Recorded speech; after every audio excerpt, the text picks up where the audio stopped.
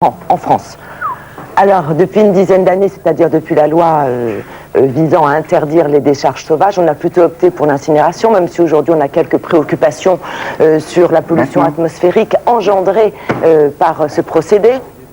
Il y a aussi le recyclage, alors c'est le cas pour 20 à 30% des produits, et notamment grâce au tri sélectif opéré directement par les consommateurs. Le meilleur exemple, c'est la laine polaire, produite à partir d'emballages en plastique. Ouais.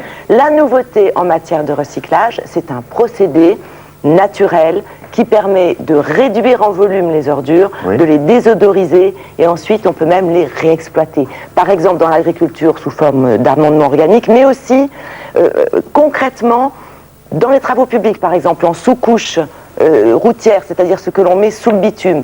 Et pourquoi pas, dans un avenir proche, dans nos maisons. Incroyable, mais c'est comme ça. Bien désodorisé. Pourquoi ? Bien désodorisé, je vous garantis que ça ne sent plus rien. Alors je vous propose d'écouter l'inventeur du procédé que nous avons rencontré avec le dirigeant de la plateforme expérimentale qui s'occupe de ce procédé à Saint-Julien-sur-Cher. On y va. Cette benne contient 7 tonnes 300 d'ordures ménagères qui est le ramassage de 3 jours pour 2300 habitants.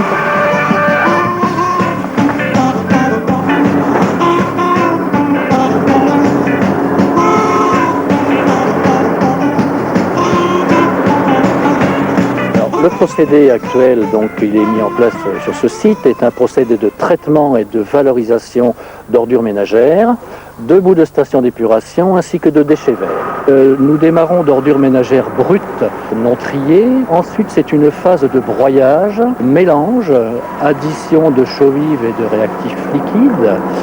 À la suite de quoi nous faisons subir en vase clos aux déchets une élévation de température très élevée, en gros 250-300 degrés, ce qui nous permet de faire une hygiénisation et une déshydratation des produits. Et ensuite, c'est un criblage. Voilà les ordures qui sont arrivées tout à l'heure, et une demi-heure après, les voilà ici. Les voilà ici. Elles sont chaudes, mais il n'y a plus aucune odeur.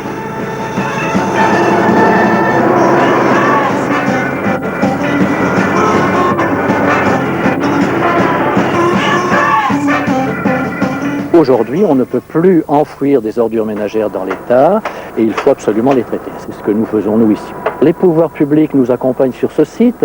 Il faut savoir que ce procédé, aujourd'hui, respecte tout à fait la législation européenne mise en place au mois de juillet 2002 et qui va nous permettre, justement, de pouvoir développer ce procédé pour des questions de réglementation. Les boues séchées qu'on épand dans les champs, une fois traitées calcior, voilà ce qu'elles deviennent.